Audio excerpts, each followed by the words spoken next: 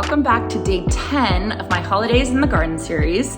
As you can see, I'm not in my garden, I am in my kitchen, and that is because it is a dark, dreary, rainy day, and I am enjoying being inside. We are supposed to get about a half an inch to an inch of rain today, which is fantastic. And I am inside, I've got my favorite holiday candle lit, I've got Christmas music playing, and I am just doing holiday stuff, having some fun holiday stuff. I've done some online Christmas shopping, kind of planning. Tonight is our Christmas kickoff dinner. Every holiday season, at the beginning of December, my family and I, we do a Christmas kickoff dinner where it's kind of like the beginning of the celebration, and we always have fondue. We have cheese fondue for dinner. I know, super healthy. And then chocolate fondue for dessert, and the girls love it. They're so excited about it. So I've been kind of, prepping for all of that. But one of the things I wanted to get done today while I have the time is I wanted to get my neighbor gifts all put together. And what I want to do today or this year for my neighbor gifts is I want to give my neighbors paper whites in a jar. Now, I know we've all seen this, it's nothing new, but I just find it so cute, and it's so charming, and it's so, I just think it's a really fun gift, and so I was really excited to do it for my neighbors this year. I have a bunch of jars that people give me for my cut flowers when I give bouquets to people for my cut flower garden. So I saved a whole bunch of those, and what I'm gonna do is I'm gonna fill it about halfway with pebbles, nestle the Paperwhite bulb in there, fill it with water down to the bottom of the roots, and then, put a cute little decorative bow and a tag on it. And that's gonna be my gift for my neighbors. So if any of my neighbors are watching this right now, stop watching. So all of these I've cleaned. I actually scrubbed them with baking soda. I don't know if you all know that, but I find that that's the best way to get that white film off of vases and jars and things like that.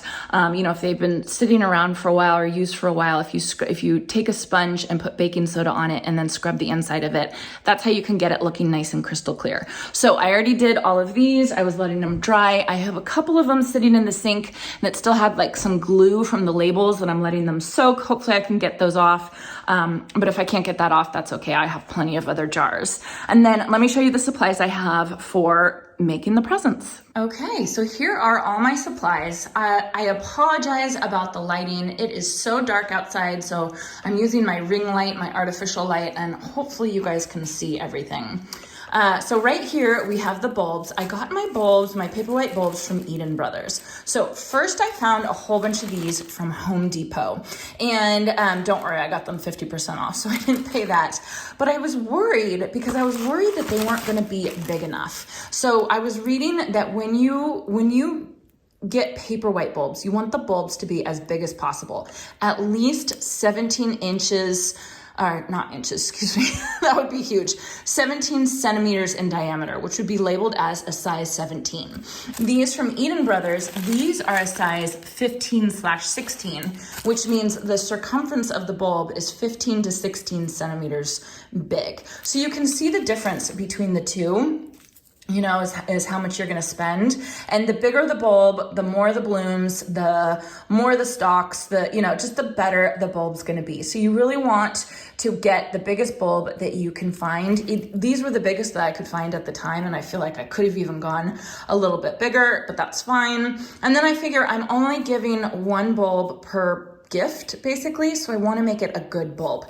If I had jars that I could fit 3 of these in, I think that would be fine, but most of my jars you can just fit one bulb in.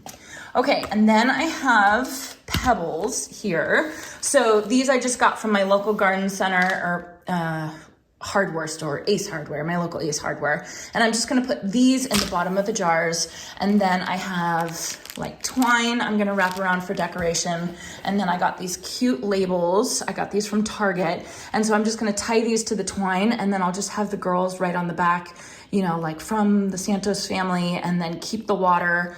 You wanna keep the water up to where it's still touching the roots, but not too much further past that. You don't want the whole thing to be submerged in water. So we will just write that on the back of the tag so everybody knows what to do. So after you pot your Paperwhites up, they should bloom about 4 to 8 weeks after potting them up. So that should take us right into about Christmas, maybe after Christmas, which is totally fine because I think it'll be nice to have something blooming and something cheerful after the holiday season's over and we start getting into January where it's kind of, you know, it's January. So that's why I really like this gift. I think it's a really great idea, and I think it'll bring some happiness and some floral joy to people when we don't have much of that outside. So the other thing I wanted to say was Paperwhites are relatives of the daffodils, but they're obviously smaller. They are more fragrant than daffodils, and that can be a really good thing for some people or a really bad thing for some people. Some people say that Paperwhite bulb fragrance or Paperwhite bloom fragrance is a little bit much for them.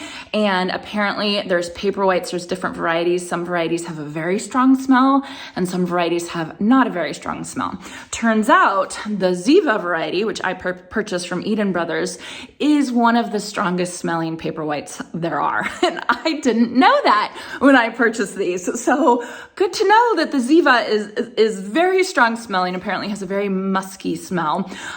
So, you know, that might not be everyone's cup of tea, and hopefully it doesn't bother anybody that I'm giving this to. I just didn't know that. The Paperwhites that I purchased from Home Depot, they don't even have the variety on it. So I have no idea if those are strong smelling or not strong smelling. I will list the not strong smelling varieties here if that does bother you, if the fragrance really does bother you. So yeah, so I think what I'm gonna do now is I'm just gonna do assembly style, just set up all the jars, fill up all the pebbles, put in all the bulbs, etc., etc. All right, let's get going.